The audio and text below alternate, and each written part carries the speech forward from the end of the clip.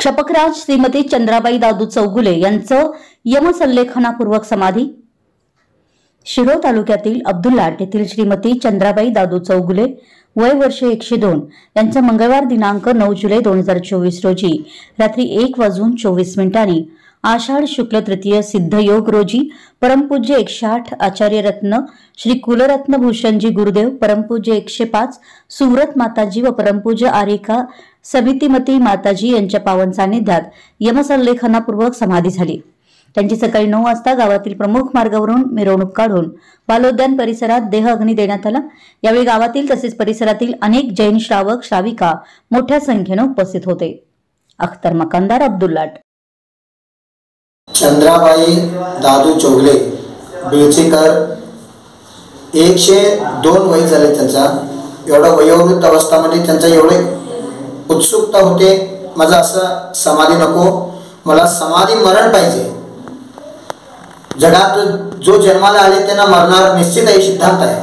परंतु जैन धर्मामध्ये मरणाला महोत्सव म्हटलेला आहे. शरीर मला सोडण्यापेक्षा मी शरीराला सोडतो सो इच्छा नाही.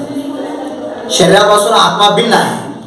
जसं दूध वेगळं, पाणी वेगळं आहे, डाळ वेगळं आणि टर्पल वेगळं आहे, असं आत्मा आणि शरीर भिन्न आहे. आत्मा गेल्यानंतर ह्याला शिव म्हणतो मी. जोपर्यंत शिव आहे, प्रत्येक आत्मामध्ये शिव बनायचं सामर्थ्य आहे. शरीर नश्वर आहे, आत्मा ईश्वर आहे. कायम त्यांनी 2002 पासून आम्ही बघतो, प्रत्येक वेळी प्रवचन ऐकायला येत होती ती. आता 102 वय झाल्यानंतर त्यांचा भाव झाले, मला गुरुकडून सल्लेखाना घेऊनच समाधी मरण साधायचं आहे.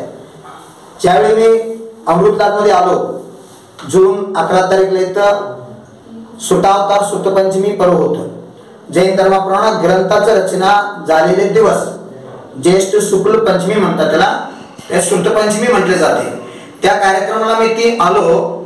त्या दिवशी त्या आजीने सल्लेखाने नेम घेतले, आता मला फक्त पाणी सोडून बाकी सगळं पदार्थ त्या, दूध असू दे, फळ असू दे, फळाचा रस असू दे, धान्य असू दे, काही देणार नाही. फक्त 2 वेळा पाणी, एक सकाळी 9 ते 10, संध्याकाळी 5 ते 6. त्या समयात फक्त पाणी एवढं घ्यायचं त्यांनी संकल्प केले. पहिला 1-1 वाटी 1.5 वाटी पाणी जात होते, आता फक्त 3 चमच्याला येऊन थांबलेले आहे. आज 32वा दिवस चालू आहे त्यांचा. ते पण कमी करत त्यांनी पाणी त्याग करणार. ज्यावेळी तोंडात पाणी घेतल्यानंतर बाहेर पडते, म्हणजे आज जायचं त्यांच्या शरीरात संपले, त्यावेळी त्यांनी यमसल्लेखना घेणार. म्हणजे पाणी पण त्याग, फक्त आत्म्याचं चिंतन करत ह्या देहावरचा मोह सोडून ह्या देहापासून आत्माला मुक्त करायची क्रिया आहे. हे जबरदस्तीने कधी घडत नसते. स्व इच्छेने त्यांनी हे मला आत्म्याचं कल्याण करून घ्यायचं आहे. अनादी काळापासून मी कात आलेला आहे, पण कधी शरीर माझं झालं नाही. त्याला कसं तरी सोडायचंच आहे. परंतु मला विवेकपूर्वक, ज्ञानपूर्वक हे सगळं नश्वर आहे, आत्मा ईश्वर आहे, मला आत्म्याचं कल्याण करून घ्यायचं हे भावनेनंच त्यांनी हे सल्लेखन म्हणून साधण्यासाठी पुरुषार्थ करत आहे. आणि एवढं 32 दिवस झाला आज, एवढं असून तुम्ही त्यांना प्रत्यक्षात जाऊन बघा.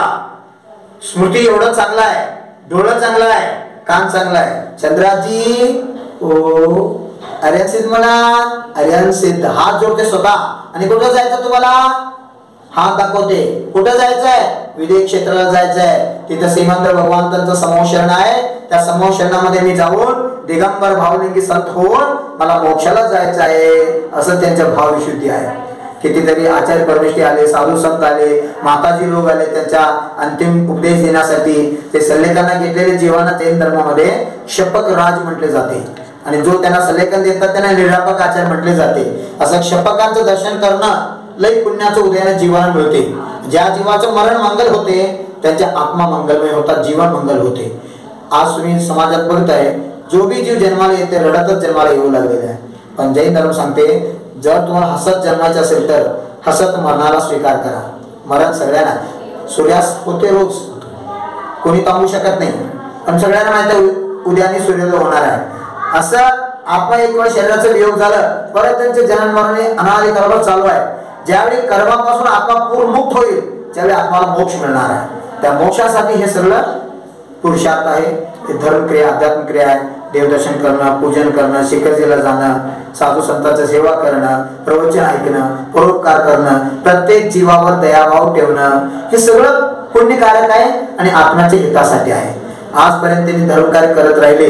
आचार्य देशभूषण, आचार्य शांतीसागर गुरुदेवांचं दर्शन केले त्यांनी आणि गुरुदेव समंत बहादुरांचं दर्शन केले. आचार्य विद्यानंद गुरुदेव, कुंभोज बाहुबली, शिखरजीला 5 वेळा जाऊन आले त्यांनी, सर्वांना बेळगोला जाऊन आले. आता फक्त आठवण केलं असा हात जोडतात, नमोस्तु नमोस्तु नमोस्तु म्हणतात. तर त्यांच्या अंतरंगातून शिखरजीचं, भगवंताचं, श्रवण बेळगोचं सगळं दर्शन करतात. एवढं त्यांचं मन विशुद्धीमध्ये आहे. असंच अंतिम समय तर त्यांचा परिणाम चांगला राहू दे आणि या शरीरापासून आत्मामुक्त होऊन त्याला चांगलं गती मिळू दे. या मंगल भावना आम्ही पण भगवंतांच्या चरणी करतो आणि सर्व समाज पण त्याच्या सल्लेखनाचा अनुमोदन करत आहे.